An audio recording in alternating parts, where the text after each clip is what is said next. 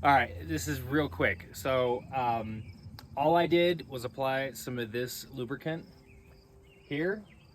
I'm not going to do it now because I just did it yesterday during the failed take one of this video. But just a little bit right here on this protrusion that the door latches onto. And then also on this mechanism here. And I use this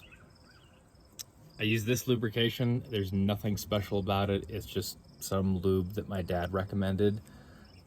So I don't think it really matters what you use.